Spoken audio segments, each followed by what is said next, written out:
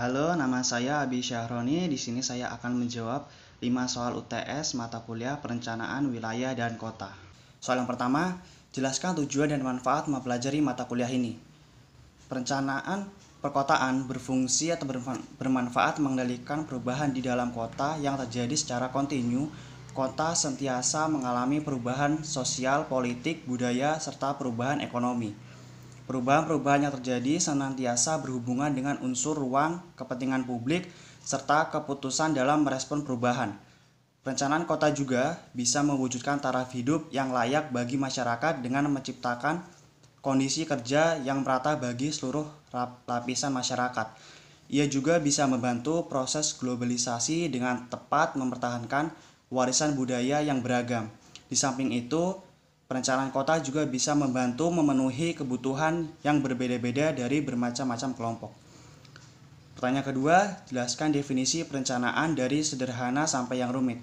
Yang pertama, secara sederhana, perencanaan adalah suatu proses berpikir secara logis dan proses pengambilan keputusan rasional sebelum melaksanakan suatu tindakan. Hal tersebut akan membantu Anda dalam memproyeksikan masa depan dan memutuskan cara yang baik dalam menghadapi berbagai situasi yang terjadi di masa depan. Secara rumit, perencanaan berdasarkan ruang lingkup. Rencana strategi planning, yakni perencanaan terdapat berbagai penjelasan terkait kebijakan jangka panjang dan dalam waktu pelaksanaan yang lama. Biasanya jenis perencanaan ini akan sangat sulit sekali untuk diubah. Yang kedua, perencanaan berdasarkan tingkatan. Rencana induk master plan. Yang ketiga, perencanaan berdasarkan jangka waktu. Rencana jangka panjang long term planning adalah suatu perencanaan yang diciptakan dan dibuat untuk masa waktu 10 hingga 25 tahun. Untuk pertanyaan ketiga, jelaskan jenis-jenis wilayah berdasarkan pandangan Glasson dan pandangan Hanafiah.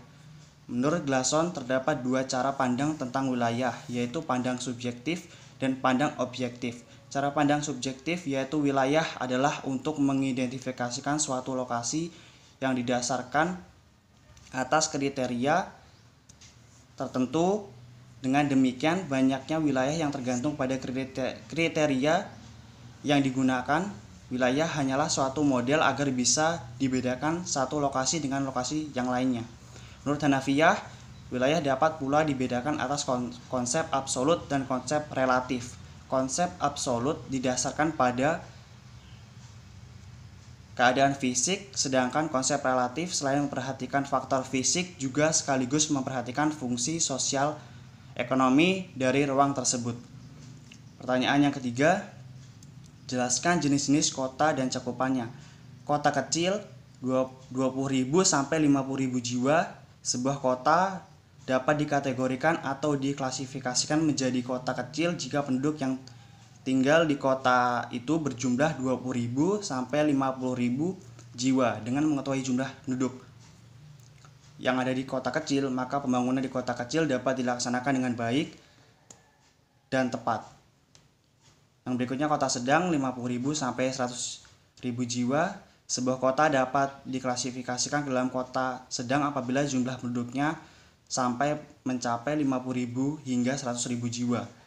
Yang berikutnya, kota besar 100.000 hingga 1 juta jiwa. Pembangunan yang ada di kota besar biasanya dapat dilihat melalui banyaknya industri, lowongan pekerjaan, sehingga akan ada banyak masyarakat yang hidup semakin sejahtera. Yang berikutnya, kota metropolitan sekitar 1 juta jiwa. Pembangunan yang terjadi di kota metropolitan biasanya bangunannya akan terlihat lebih modern. Selain itu, pembangunan akan disesuaikan dengan perkembangan zaman sehingga kota metropolitan akan selalu up to date. Yang berikutnya, kota megapolitan lebih dari 5 juta jiwa. Pembangunan di kota megapolitan ini harus berjalan dengan cepat karena banyaknya penduduk membuat pelayanan harus semakin cepat supaya kebutuhan penduduknya dapat terpenuhi. Untuk pertanyaan yang kelima, yaitu jelaskan pendapat kalian terkait kota tempat kalian berdomisili.